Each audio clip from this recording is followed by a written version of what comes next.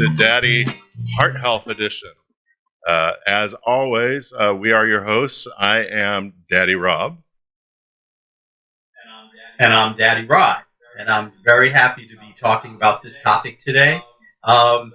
So actually, before we get into it, Rob, I just something we were talking about on a more lighter note. So you may notice, unlike our regular recordings, I am without my vest today, and that was deliberate because I thought I would go casual. Yeah, and I am out without my vest today because I wanted to show off my nifty red harness, for heart health. Red for heart health. Yeah, raise your fist for heart health.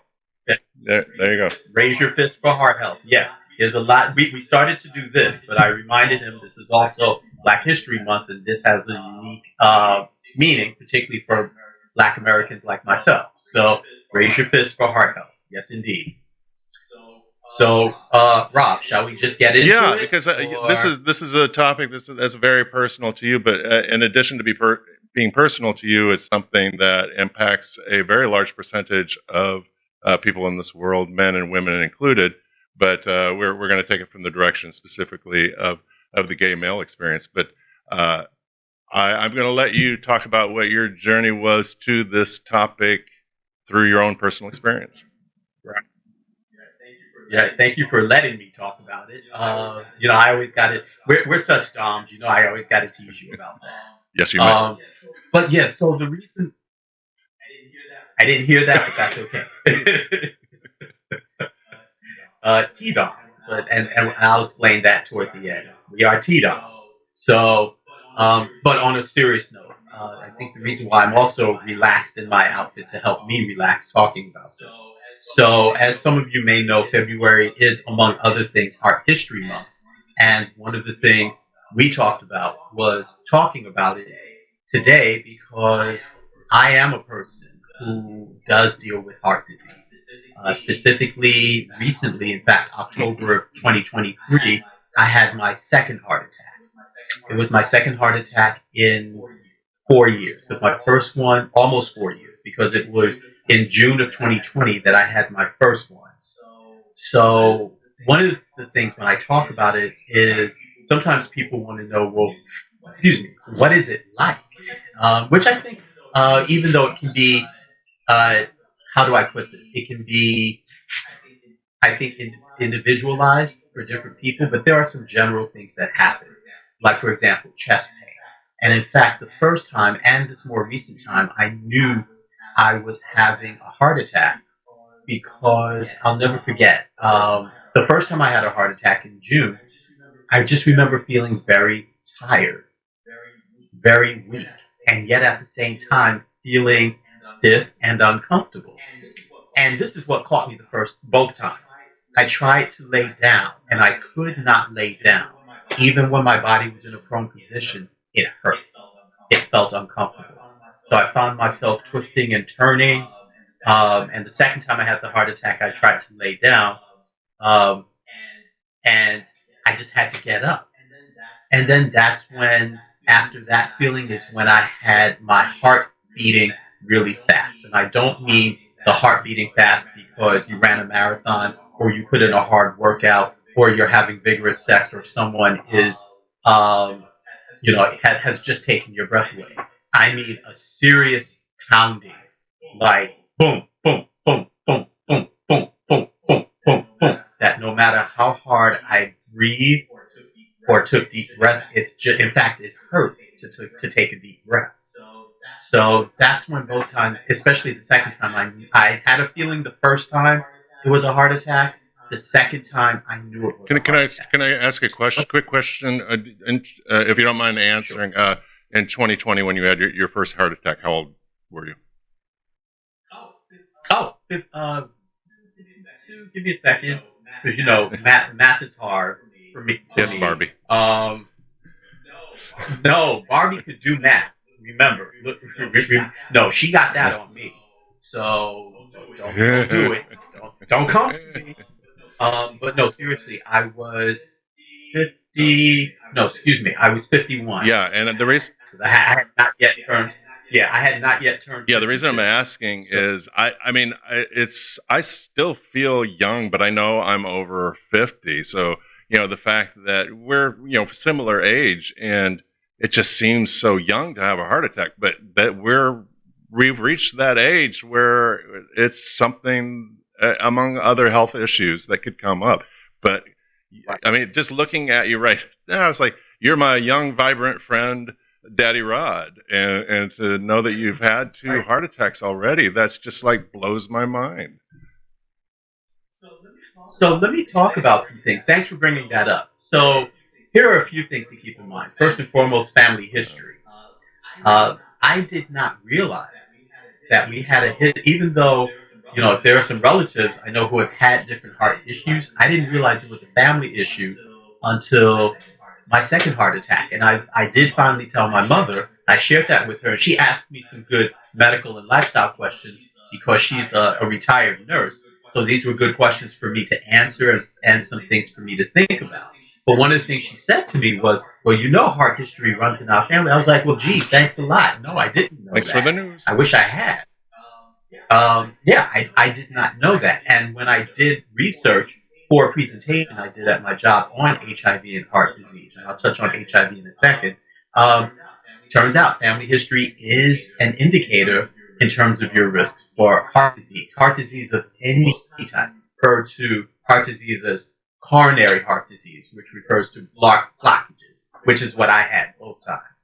Um, but there are many types of different heart disease. But again, the blockage of the arteries, that's what I Yeah, and the had. family history is a good call out, and you should probably talk to your parents if they're still with us. I mean, not you specifically, but anybody who watching, talk to your parents about any heart health history, because that's not something that generally comes up in conversation. There are a lot of families who don't talk about their health issues, even with their children. So that, you may have had a parent Exactly. who has had a heart attack, and they have just never told you. So, but that's important information for you. So have Right. that conversation with your family. Exactly. Exactly. Just, again, what you said.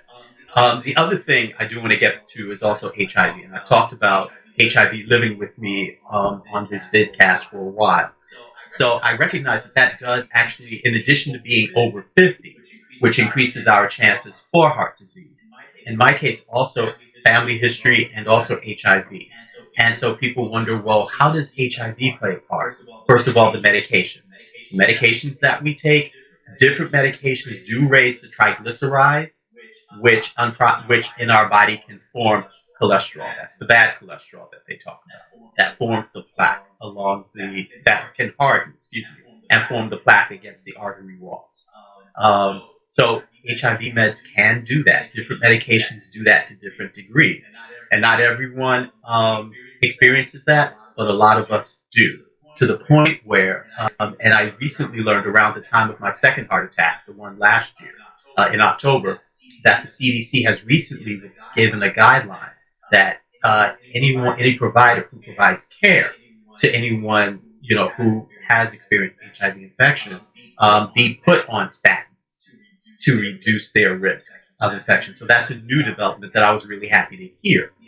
The other thing is because HIV directly attacks the immune system, two of the things that we deal with include inflammation of body parts, of organs, including the heart, that can also contribute to risk of heart disease.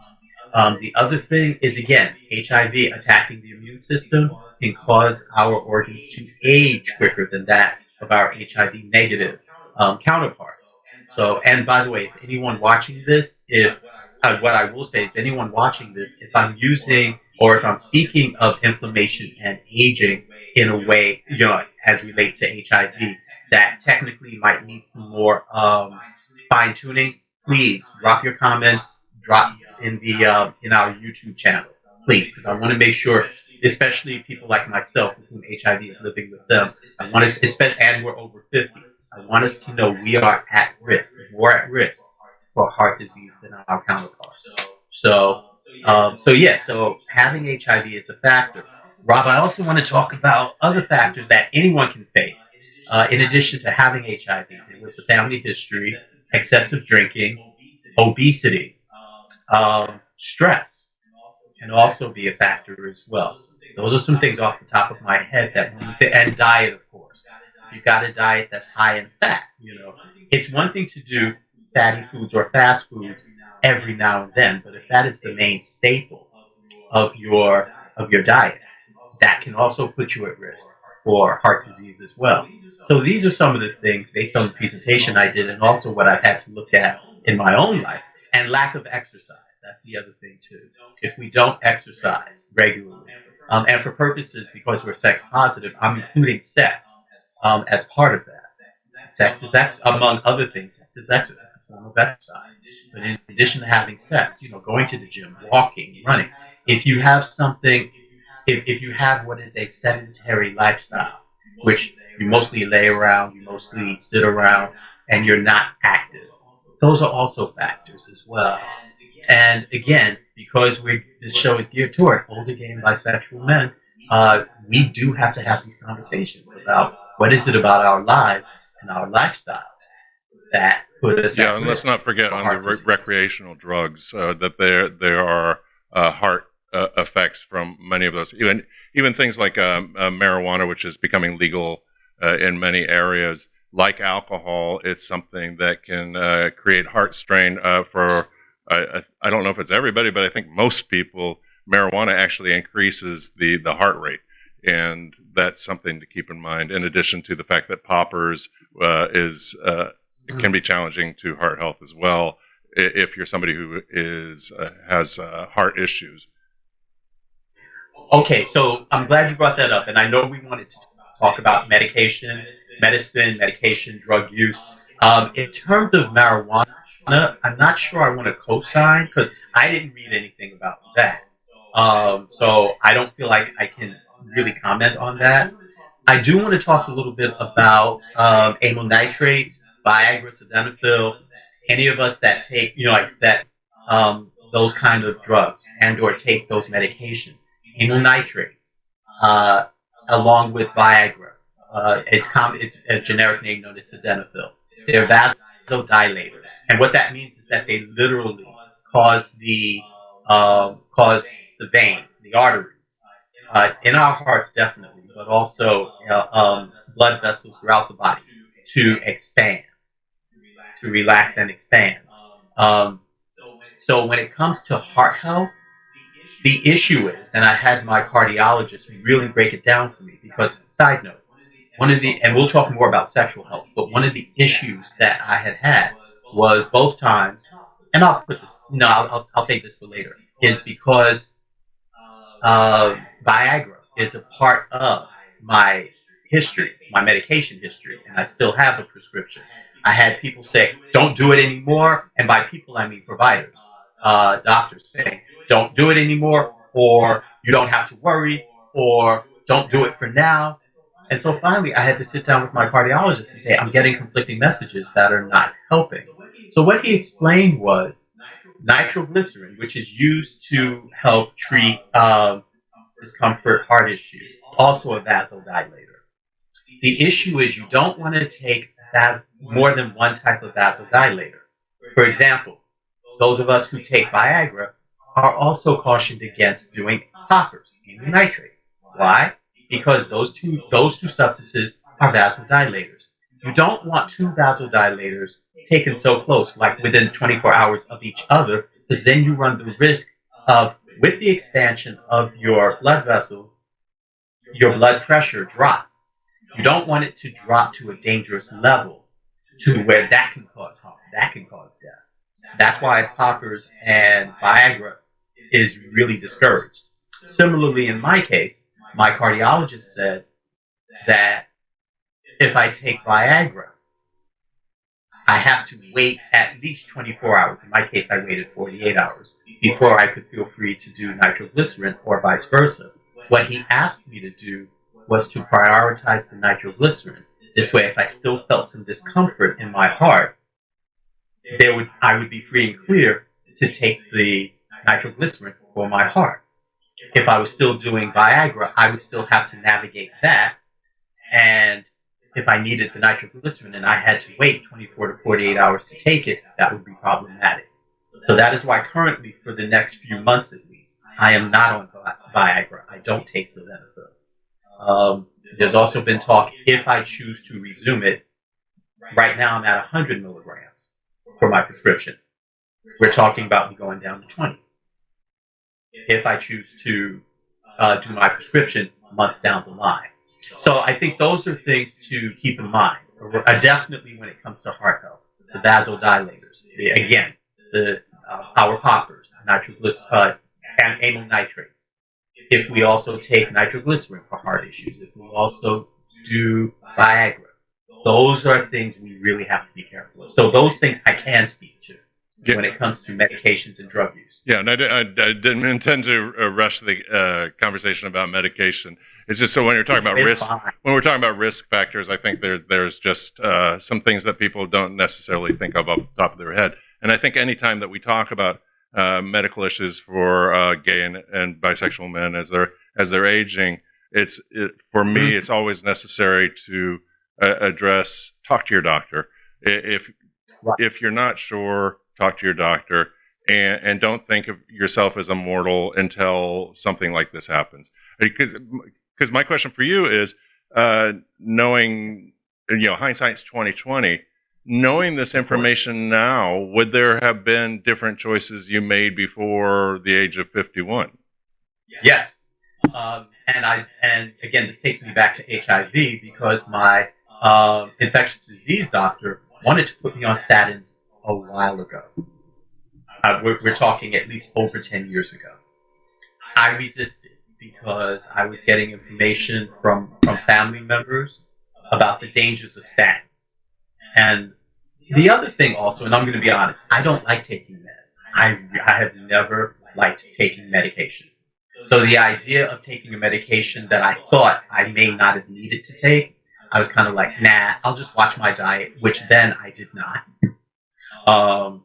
Not really. And I'm just having a real full, honest conversation. Oh yeah, I get it. That I said I would look at changing my diet, and I did not. Not immediately feeling the need, even as I was experiencing chest pains. In hindsight, some of that was heart, some of that was also indigestion, and that's another thing I want to talk about in a little bit as well. But I had wished that I had, and even though my cholesterol readings were high and were consistently high, I still didn't want to get on a med that, ironically, after the first heart attack, I wound up getting on. So looking back, I wish I had gotten on statins much sooner because I think it would have prevented maybe the first one. Definitely. Is that something that a doctor would recommend if you talk to them about your family history and all that, or? Okay. Exactly.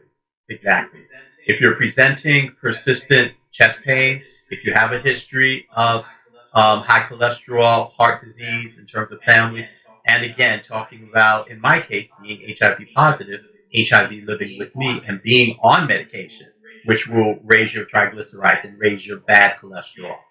Yeah, those are conversations for those of us, who are watching this, who have HIV and who are over the age of, or who are over the age of 50, have those conversations. And I appreciate your saying that you knew that, well, in retrospect, that your habits weren't the best. But I think that's true for most people who are transitioning into middle age. It's this has worked for me so far.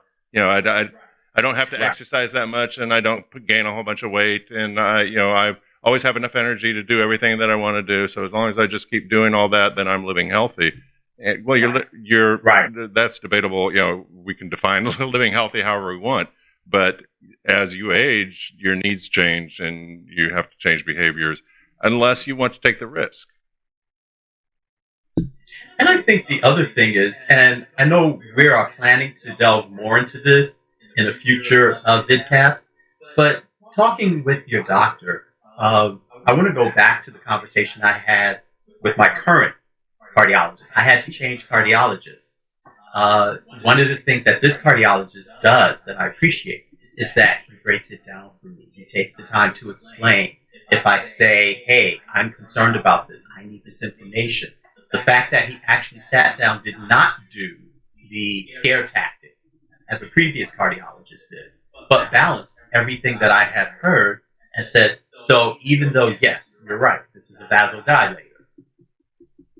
and talking about nitroglycerin and sildenafil, Viagra. Yes, they're both vasodilators. It's just a matter of avoiding one and the other. So yes, that you can do. Our concern is, you know, we'd like you to prioritize right now because of the second heart attack, the nitroglycerin over the Viagra. And because he sat down and he broke it down, he explained it to me, and he didn't bullshit me. He didn't like a previous cardiologist who said, "Oh, well, I guess you can't." When I said, "Well, this is what I had been told," well, I guess you could take, but you're playing with fire.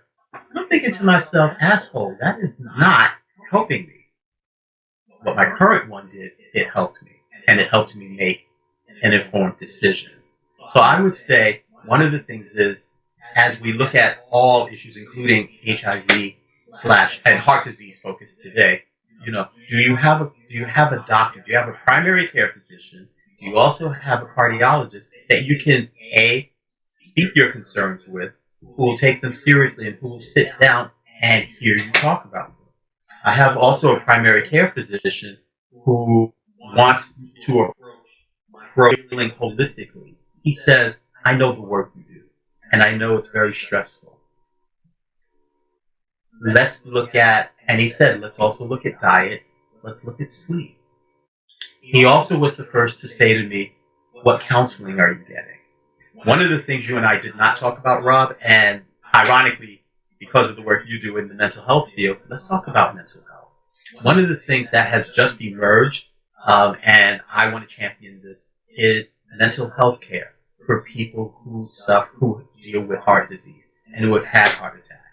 One of the things that people at my job and in my personal life have noticed was that I was on edge. Clearly my mental health had taken a hit. And it took a nurse that I worked with at the clinic that I worked at, who told me, who said, you are dealing with depression and anxiety. And he told me, he said, this is an actual condition. Myocardial infarction depression. Myocardial infarction actually is the scientific name, the medical term for a heart attack. And yes, depression is common after heart attacks. I have had depression following my second heart attack. And so we did prioritize me getting back in therapy. And I'm blessed because a therapist that I worked with years ago, who I really liked, I was able to reconnect with her over the past 2 weeks, and we've resumed counseling. So again, looking at, and thank you to one of my primary care team for that person saying, I want you to approach this holistically. I don't just want you to look at medication and treatment. I want you to look at your whole life. And it was, and I'm going to give him a shout out, Joey Brown, my coworker, who was like, no, this is a thing. It is okay. You are not abnormal. There's nothing wrong with me because I was experiencing anxiety, because I was also experiencing depression. He said, this is common after heart attacks. So I also want us to, however deeper you want to delve also to the mental health aspect. Yeah, because I experienced that. Yeah, and I did experience that very much so, especially after the second heart attack. A lot physically, this has been different. The second time versus the first time. So, yeah. Yeah, and I can't speak to your motivation on that, but for me, I mean, I have a narrative in my head why it would make sense that the second one would be harder. But that, and like I said, as a therapist, this kind of, the mental health topic is very important to me, and I'm glad that your health team, looks at it holistically. But that does bring up a question that I have in regard to as we age as gay and bisexual men, that many of us, that whole Peter Pan syndrome, go through a large period of our life where we never grow up. And you've had two experiences that lend itself to kind of looking at your life in a different way. You talked about your HIV diagnosis, which for a lot of gay and bisexual men, Right. if they receive that diagnosis, there's a whole psychological trip they go through. But part of that is the recognition that they're mortal, because they're all of a sudden there's that fear of, if I don't take care of this issue, I'm not may not be here much longer, and so they question, what their next steps are with that. And most people who have had a heart attack, that is their first kind of recognition that something could happen to them, that they're not, again, not immortal, and that they have to start looking at what they want to do with the rest of their life, or they question the life they lived so far. There are many ways that they can respond to that moment. Some jump in more into their religion, some jump away from it. It's just that point of, I'm no longer a child, I'm now an adult, and now I have to think about my legacy. What was my life about? And that can be depressing for some people, to kind of have to think of that for the first time. Doesn't mean that it's bad. It just means that it's something they didn't have to think about before. So what was your journey through that? I mean, and you said the two heart attacks were different, so I'd be curious to hear more about. Yeah. So in terms of the Peter Pan growing up syndrome, I don't think, I know for sure that when it came to HIV, that was not my, when he told me I had to grow up moment. I think it had happened a while ago. I think if anything, my HIV diagnosis, the thing that I had to, it wasn't so much, I did have a mortality moment, but I think my journey around living with HIV, or as you've heard me say, HIV living with me, since I was here first, literally before HIV, was embracing life. In fact, this is February, even though I marked January 29th, and I do observe January 29th, that 2002 was when I got my diagnosis, January 29th, 2002. So every January 29th, I observe it in some kind of way, even if it's a post on Facebook or on social media. But this month is also important because it was a few weeks after my diagnosis in February, where I had one of those come to Jesus moments, where I remember laying on the bed, crying, that I had gotten this diagnosis, and really saying, I don't want to die, I don't want to die, I don't want to die. And Spirit speaking clearly to me, saying, then don't. You've got the tools to live. Do that. So for me, living with HIV has been about living, to the point where I tell people sometimes, other than taking my pill once a day, I'm not going to say I forget that I have HIV, but it is definitely not in the forefront of my mind. Not at all. And I think also living in DC, where there are other men, other people, again, with whom HIV is living with them, I don't feel as much of the isolation. And because of the field that I work in, HIV prevention, where it's not a taboo, where it's not stigmatized, I have the support, basically have the infrastructure in my life that would be ideal for someone, again, who has HIV, to where it's not something, therefore, I have to think about every day. Mortality came closer, I think, more so with the heart attacks, particularly the second one.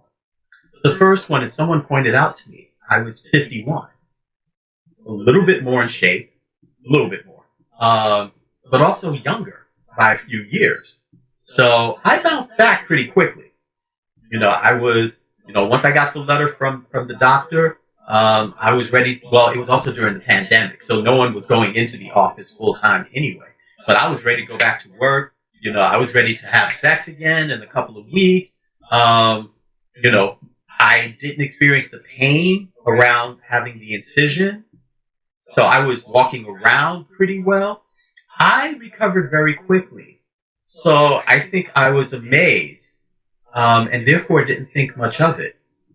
This time around, it was very sobering because I had the second heart attack. And the first thing on my mind was, I might not survive the third one. So needless to say, that caused a lot of depression, a lot of anxiety. Having a different recovery process in terms of the incision, the surgery that was done in my groin to place the stent. The first time, the folks at GW Hospital, I've got to give them credit. Once I came out from under, I was still walking around. I didn't feel any pain. I was fine. The second time that they had to put another stent in my heart to open up the blockage, I was in incredible pain. I was like, what the bleep? What is going on here? Why am I in pain? Why does it hurt to sit up? Why does it hurt to walk? The fact that I had another blockage, the first time was arterial blockage due to cholesterol, due to plaque. So that's what blocked my artery walls. The second time was a blood clot. And what my previous cardiologist, his theory was that the good news was the plaque was falling off my arterial walls. But instead of it gently, slowly happening, a chunk may have fallen off. And because there was a chunk of it, my blood started clotting around it, hence the blood clot. So I was put on more medication, in this case, Plavix. So the idea of my blood clotting, which is what, on the one hand, that's what blood does. But the idea of like, damn, now I got to worry about blood clots. Yeah. Again, more of a, I'm going to say this word, more of a mind fuck.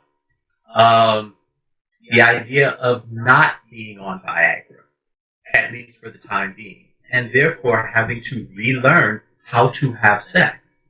Feeling that, and feeling this time that whereas I bounced back real quickly and was able to get back in the sexual swing, there were times where I jerked off, and I ejaculated, and I could feel it straining my heart.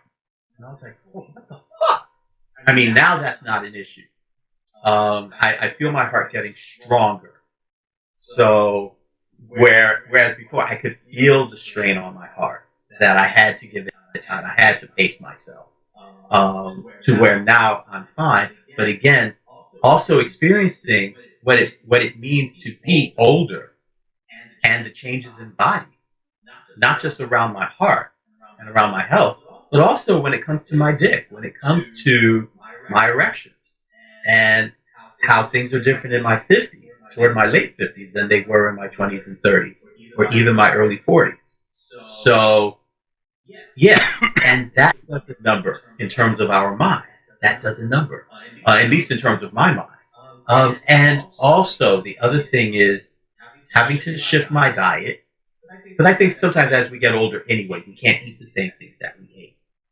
But add to that, now I'm taking more medication. Add to that, I'm stressing out now. One of the big things I've had to deal with now is acid reflux. My acid reflux got worse after my heart attack. So I'm having an experience with the second one that I didn't have with the first one. And that not only takes a toll on the body, but that has also taken a toll on my mind and my spirit. And so when Joey said to me, this is common for you to feel anxious, to feel depressed. And I was like, and I remember breaking down in his office, crying, because it's like, finally, okay, this makes sense. I'm not crazy, not really. And being able to talk about these things in therapy, to say, this is what's going on with me. And even being able now strong enough to say it here in a public venue, a social media venue, to say, this is what happens with a heart attack, particularly those of us who survive. There are ways that it can ripple across health, body, mind, spirit, sex. It all plays a part. More, and I know you've got some more questions for me around the sexual health piece. And it was amazing to me how it even impacted my sexual and before we get to the sexual health, first off, thank you for sharing all that, and particularly your openness to exploring your mental health, because men in general, studies have shown men in general are less likely to go to somebody for mental health, and more and a lower percentage of men of color will seek out mental health support. So you're sharing that. I truly do appreciate that. I think hopefully that says to somebody that if they have stigma around it, that they will prioritize their mental health instead of the stigma. But we've been friends for a bit, and I think the thing that was most surprising for me when you said you had a heart attack is like, you're my friend Rod, and you look exactly the same as you did before you 20? Because I don't know what I had in my head that somebody with a heart attack, like you would be moving slowly, or your energy, would you be stooped or something? That there would be some sort of sign of that, and that wasn't the case. So if people are thinking, oh, if I have a heart attack, I'm no longer going to be attractive. You're still a very attractive man, and a sexual dynamo. Uh, but before we go on to more of the sexual conversation, you had mentioned something earlier, and I think it's worth discussing, because I'm somebody who has I found out later in life that I have a diaphragm that will spasm on occasion. Because I had thought it was a heart attack at one point, because it kind of puts chest pressure on it. And you had talked about indigestion as well, that a lot of people have things that feel like heart attacks and aren't. But people will have heart attacks and think that there's something else. So I'm just wondering if you have any words of advice around that whole phenomenon. See, on the one hand, my go-to is see a healthcare professional. They're the ones who can diagnose. One of the challenges, and more than one cardiologist has told me this, the nerves in our chest region are not specific to organs. They're more what they call generalized. So anything that we experience in terms of our nerves will be similar regardless of what it is. But now that we've brought that up, do keep in mind that's some things to be aware of in terms of potential heart disease and possible heart attacks. Can include, again, chest pain, chest pressure, shortness of breath, pain that can in the chest that can radiate down the arm. These are some of the more classic symptoms. Also keep in mind, women may experience nausea, in addition to those, nausea, stomach upset, as well as back pain. Back pain can also accompany heart disease, heart attack. So what I would say is, and again, they may also accompany other chest ailments. So what I would tell people is see a doctor. Also, again, like we said earlier, talk to your family. Does your family have a history of heart disease? If the answer is yes, definitely get your ass to your doctor and say, hey, these are symptoms I'm having. These are symptoms that are going on. I want to be checked out. If you have some of the other symptoms we talked about earlier, factors, what I call vulnerability factors, HIV, family history, obesity, or being overweight, poor diet, not exercising regularly, stress level. If we have those things, have an honest conversation with your doctor and say, hey, I want to get checked out. I want to have my cholesterol looked at. I want to have a chest x-ray. Can you refer me to a cardiologist, who do EKGs, echocardiograms, and those are two different things. Nuclear stress tests. That'll look at how your heart responds. Things of that nature. It's my understanding that there's a large number of people who have experienced, like, I don't know if minor is the appropriate word, but a lot of people who have experienced minor heart attacks and minor stroke events and not been aware of it, and and multiple minor events can lead one to be susceptible to a major event that was more damaging because there's already been that previous damage. So I'm wondering if in your conversation with your health team or your own personal research, have you seen anything about the risk factor of already having experienced a heart attack, what that says about your chances of experiencing another one?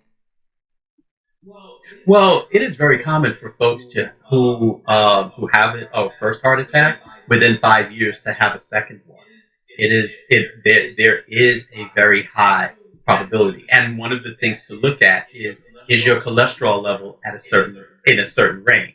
So my cholesterol was not, and that was something I did not pay close attention to. And I'm going to also say that members of my care team did not. Cholesterol level, measuring cholesterol level is not, from what I've learned, is not an automatic part of a physical. That is something you have to request. So it was not something that was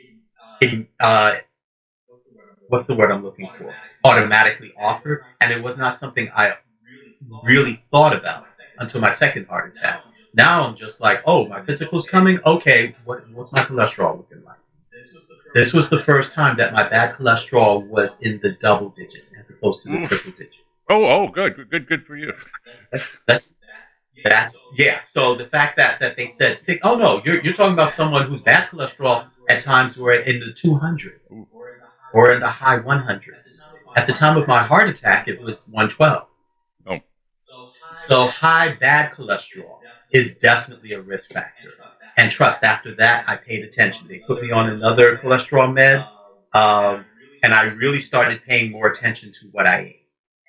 And it's been recently, last month, my cholesterol was down. The bad cholesterol was down to 60, 60. So that's a good thing. So I want to keep that going. But again, it comes back to one, don't ignore your body. And I think a lot of times, and I've been guilty of this, ignoring the body. You know, having chest pains, thinking, oh, it's nothing, or it passed, so that was probably just something.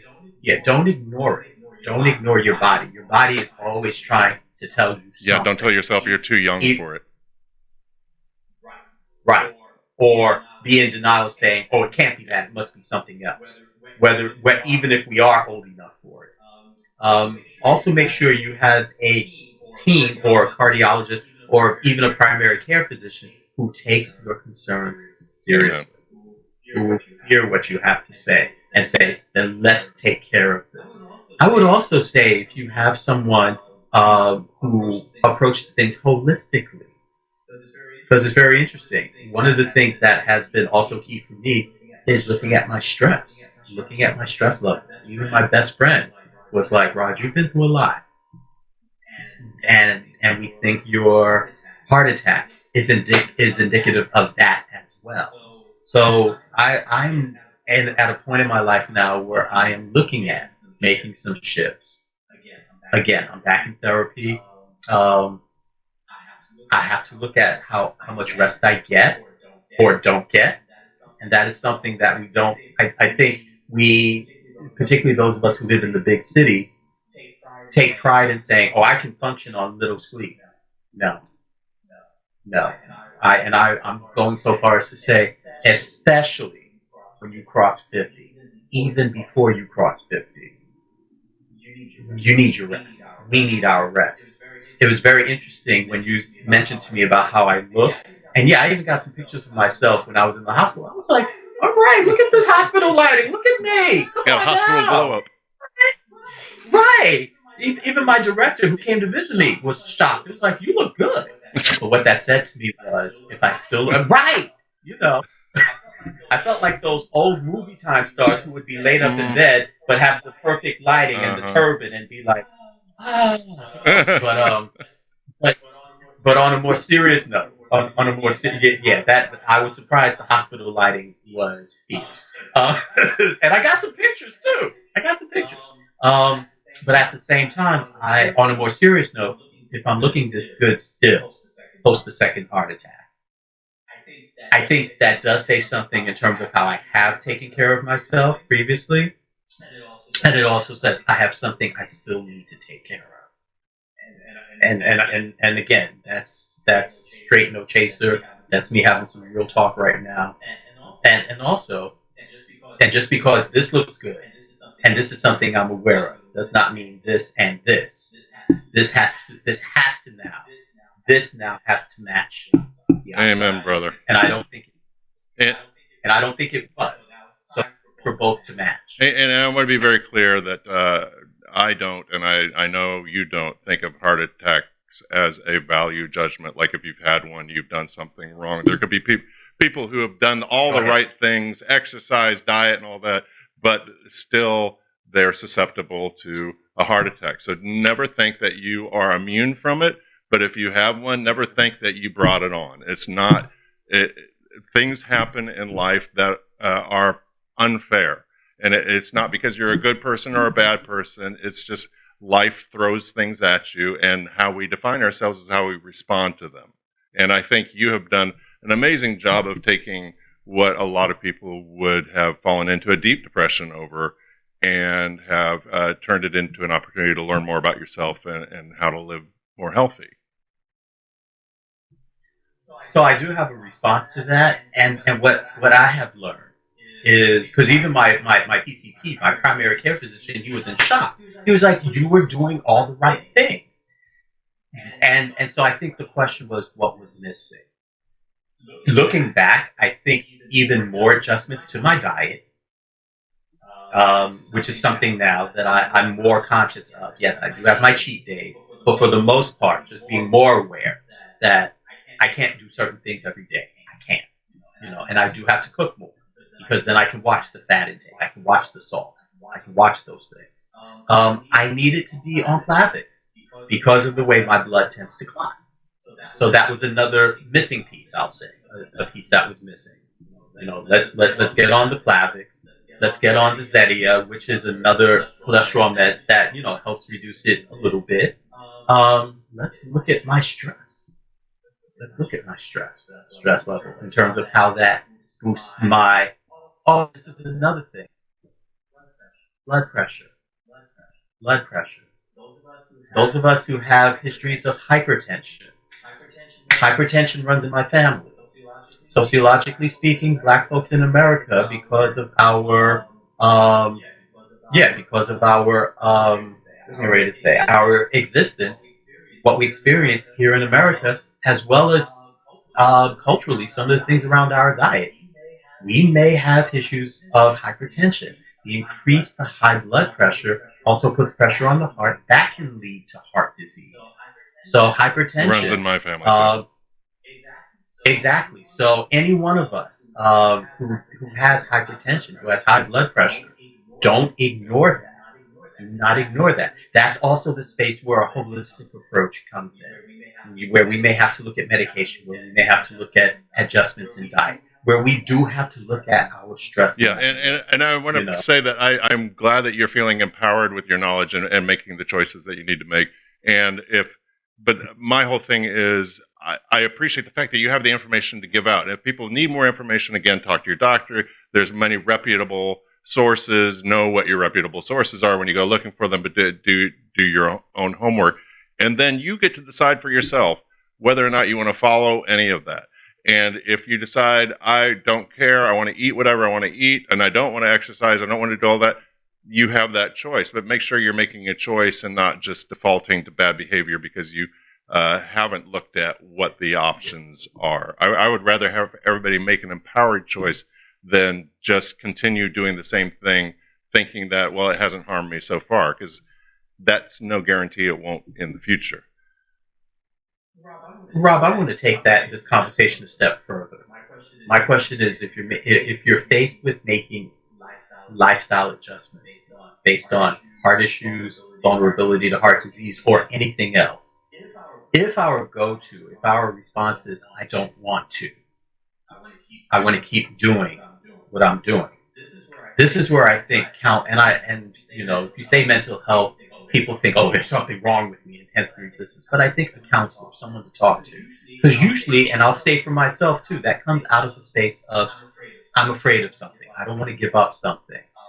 Where I am right now is fine, even if all indications are, no, they're not. So then there comes the piece is, what is your concern? What is your fear? Especially as guys, we don't like to say fear. So I'll say concern. What is your concern? Do you feel like you're giving up something? If so, what is it that you're giving up? I think it's time for us personally to have these conversations with our bodies, with our minds, with our health first for ourselves, and then reach out to professionals who can help. The other piece, so that's the first piece. The other thing, as we were talking about gathering information, most folks like myself go to the web. And from a presentation I did, a lot of stuff I got from the web. And what I've also learned is, as I gather stuff from the web, compare what I've learned on the web with my primary care physician, with my specialist, because they can help put some things in perspective, as my cardiologist did with the whole Viagra versus nitroglycerin conversation. So that's the other piece too. And now I have a question for you. Because of the work you do in mental health as a therapist, what have you seen in terms of people surviving heart attacks and having the need to talk about these issues? What have you seen in your practice? I have actually worked with a couple of clients who have had heart attacks, and actually, but for both of them, a large part of what they were walking away with is the kind of a regret for not having better relationships.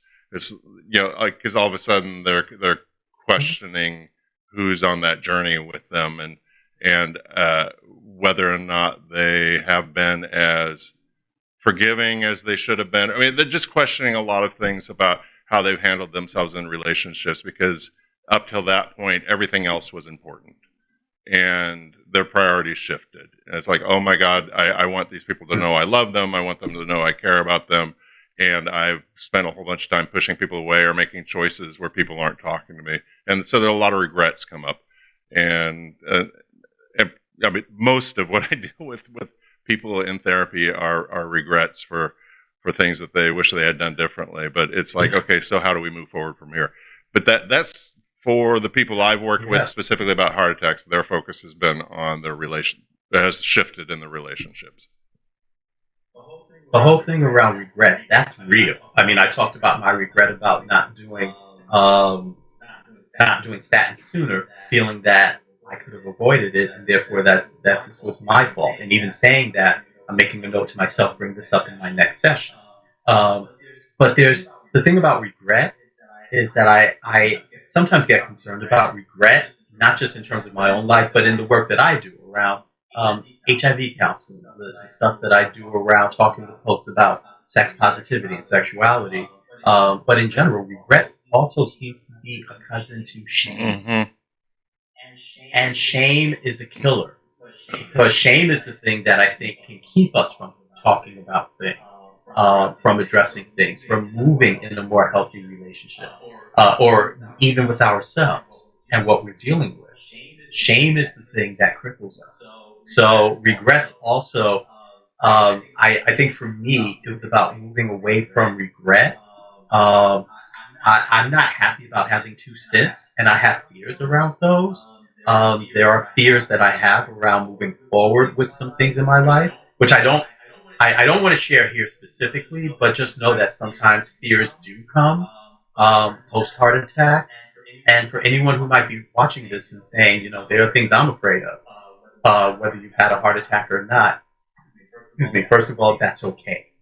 It's okay to have the fear. The only thing is, so do we have the courage? And I like Marianne Williamson's definition of courage, feeling the fear and doing it anyway. Yeah, and those are profound words. And we're coming towards the end of the hour, so I do want to hit on one more important topic. But I want to just quickly say on the regret and shame thing is that regret is a kinder version of shame. Regret, you should be able to feel and move on by deciding to either change or fix. Yeah, the regret should just be a motivator. Shame is a hot tub you wallow in, and that you don't get out of because you don't feel you can. And I would encourage people to think that if there's something in their past that they've done that they regret, then make a plan so that you're not doing the same thing over and over again. Shame serves no purpose other than to keep you in depression. Shame doesn't want you to act. Shame wants you to just think badly of yourself, and there's no reason to think badly of yourself for making a mistake or making a choice that now you know something different. Just make better choices. I think that last part, the last part of what you said, makes sense. Because and you saw it in my, I can't. You saw it in my face. I was struggling with the whole thing about what regret should be, but I know for myself, regret has acted in the same ways that shame has. Having said that, though, so I don't know if regret should be something or another. But what I do like is what you said about regret being a motivator to acknowledge, hey, this is something I wish I had done better. There's nothing that says, okay, well, moving forward, I can do it better.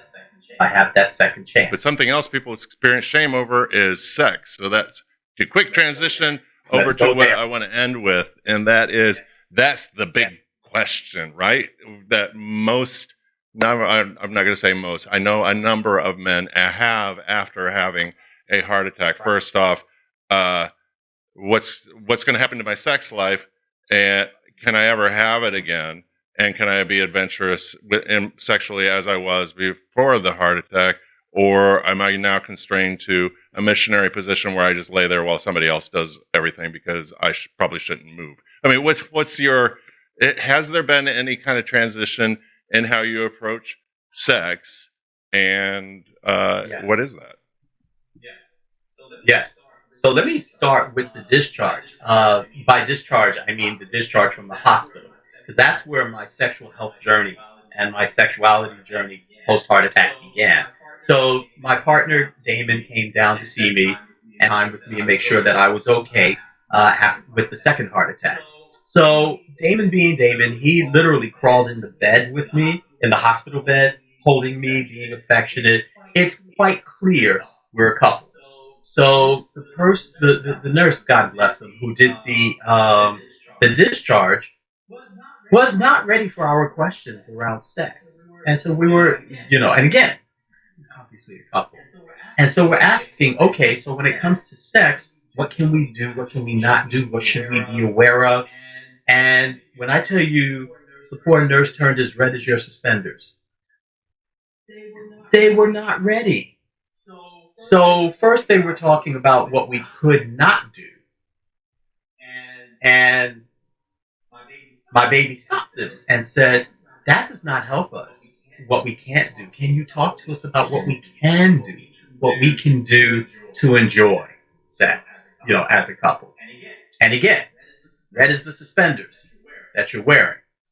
So then he started talking about, well, you can do this. I mean, to his credit, he did mention, oral sex. We could enjoy oral sex. But then when it came to fucking, when it came to intercourse, God, I hate that word, intercourse. When it came to fucking, he struggled a bit and then started talking about, well, as long as you're not active. And that's when I was like, well, wait a minute, hold up. What do you mean by active? Because whether I'm a top or whether I'm a bottom, I'm going to be active. So I need you to be more clear about what you mean by active. And again, red is your suspenders. And he really struggled with talking about how I could not be so forceful, so vigorous if I were topping, and I needed to be careful about that around bottoming. So, long story. So, first of all, for me personally, it affirmed the work that I do personally and professionally around sex positivity and working with my colleagues around being more comfortable talking about sex. Because and he was so busy being embarrassed, I don't know if the poor man realized that we were asking these questions because I had just had a heart attack. These questions could have been a matter of life and death. So even though, and Damon and I both are skilled enough to pull what we need out of people, but it also dawned on me months after that there was a man sharing the room next to me who had his own heart issues, who was hospitalized for it. He's married. And from what I could tell, he was getting discharged too. There was no conversation about sex with them. And I'm thinking to months later, as I realized this, I'm thinking to myself, why are professionals not having conversations around sex with their heart patients?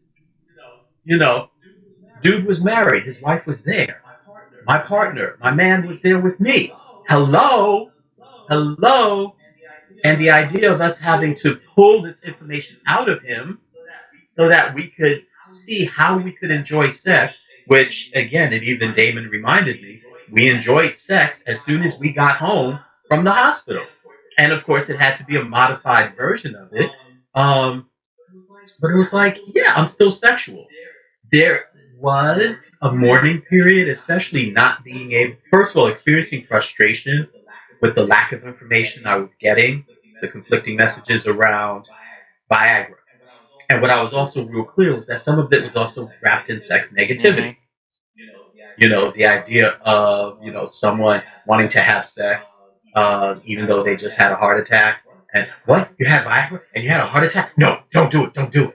If that's your default, that's not about me wanting to use Viagra. That's your default around your stuff, around not being able to talk in a clear way, like my current cardiologist did about Viagra and around having a sex life. and value truly, not just paying lip service to it, but truly valuing the idea that I would want to have sex post. Yeah. The third thing for me was also not being on Viagra.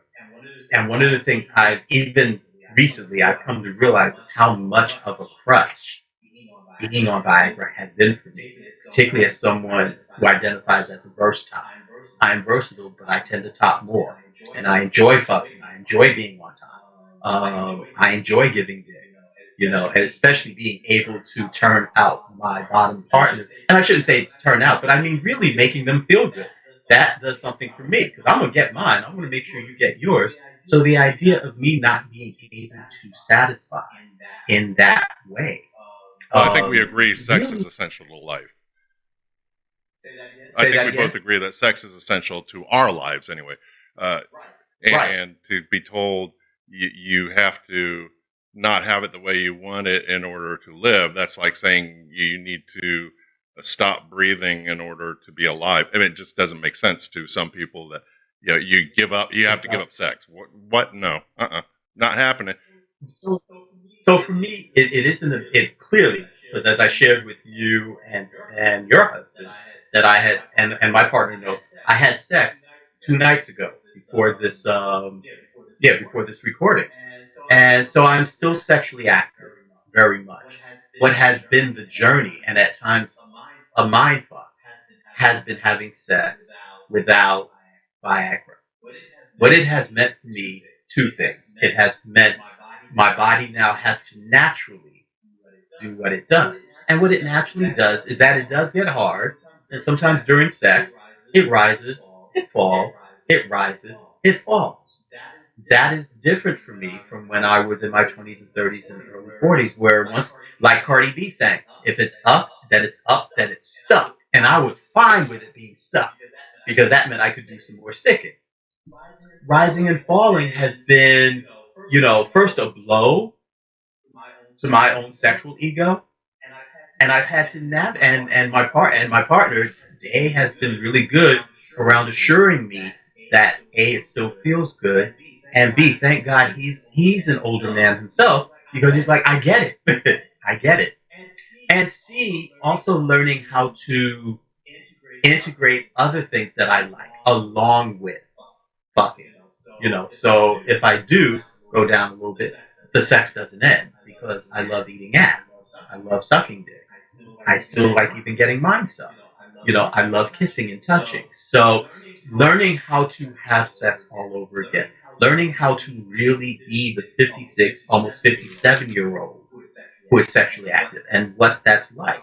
Um, Even with the rising and falling, and I kind of saw you smile and nod your head, and that felt good. It's like, okay, I'm not the only one in general who might experience things like that. Um, but at the same time, learning how to have sex again.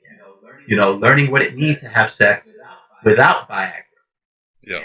and to really understand whose rod body is, when it comes to having sex. That has been, and it still is, a journey. And sometimes I do surprise myself that sometimes I will stay harder longer off of Viagra than I thought. That energy between me and my partner or partners is also very critical. That's another topic that's good for therapy as well. And Yes. thanks for sharing all that. And I think we will have an episode at some point that has to deal with performance. As we age, what options are available and what the pros and cons of all that are. And we're going to have an episode specifically to dealing with the medical providers and our role in that work.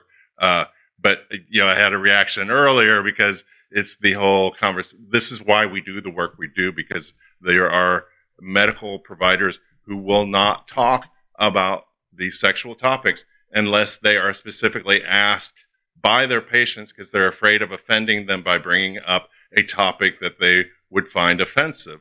And my feeling is that sex and sexuality is linked both to physical health and mental health, and to be a medical provider and not talk about the sexual component of our life, for me, is a dereliction of duty and borders on malpractice, because it is necessary. It is a necessary conversation for people to, because they're having sex, and if you know that they're going to be leaving your office and having sex, then you need to give them the information that they need to do in order to have choices.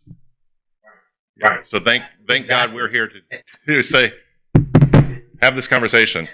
And I know we have only a few minutes left, but I also want to say, as someone who is a health educator, who's a trainer by profession, one of the things I work with my colleagues on is, as providers, we set the tone. If I do a sexual history and I let it be known, first of all, that this is what I do with all of my participants and clients who come in for testing, what I've noticed is that the people who come to me for testing, they relax. Because it's like, okay, I'm not being singled out. This is routine. Okay. Some folks are even relieved. It's like, okay, I get to finally talk about something. Someone who's cool enough to say, okay, I can bring this up. I can talk about these things. I have questions. Or I didn't know that. Can you tell me some more? Creating a safe space. That's our job as providers. We set the tone. And half the times we project on our clients. It's not about the clients, it's about us. Because if we set the tone, they'll fall. And that's what I've discovered. Yeah, I've also discovered that people are less offended by talking about sex as you might think they are. A lot of people just want permission to talk about it. And if a healthcare provider were to bring it up, then they would be giving permission to talk. So that's the problem, is that healthcare providers are human beings too, and they feel awkward and uncomfortable. And like you said, it's about them. It's not about you. But we need to train our medical providers to be more bold in that particular area. And you're sharing your story helps with that. And in addition to sharing my story, again, Louis Shackelford and I have our Beyond the Red Ribbon training, and that iteration is about teaching public health officials, and we tend to focus on HIV and STI professionals, but as I also learned with my cardiology experience, with my heart experience as cardiologist, many providers need that training. So if you go to, shameless plug, Rodney McCoy, RODNEYMCCOY.info, you'll see a brief blurb about Beyond the Red Ribbon, about the training itself, and in the contact us. If this is something you'd be interested in, feel free to contact me. Louis and I would be very happy to do the Beyond the Red Ribbon training for you. Hell, just go to rodneymccoy.info for the hot pictures of your beautiful face. And also go to my website for our Listen to Daddy back episodes as well. We talk about a lot of good stuff, and we have some very powerful guest speakers as well. So just go to the website. Exactly. And as we're closing out this episode, I want to reiterate how grateful I am for the fact that you're willing to talk about something that a lot of people are uncomfortable talking about. Your personal story with struggles with, or your journey through health issues, your journey through your mental health and physical health, and your openness about sexuality. I think we need more people like you who are willing to talk about the untalkable, Yeah, because that's the only way we get to have these conversations is being bold and recognizing that your information is going to help people, just like everybody else's. Tell your story. You never know whose life it's going to change. Right. We are about the healing. And he who conceals his illness is likely to not get cured. And I love you, man, and I want you to continue to take care of your health, and I want you to live forever, because life on this planet without you is not life. Thank you. We got some more episodes. Yeah, at least a few. And probably another one on heart health, because I think we just scratched the surface on it. Next time we'll get a heart health professional on with us, just to kind of tell us where we're still not getting it all, because there's always space to learn. And this is the channel to learn a lot about being a gay and bisexual male identifying person in this world, and what your unique needs are, and hopefully we'll give you information to start that journey on a more healthy note. That being said, that's all the time we have for today. So I am Daddy Rob. And I'm Daddy And I'm Daddy Rob. And as always, Listen listen to to Daddy. I think we almost got that right.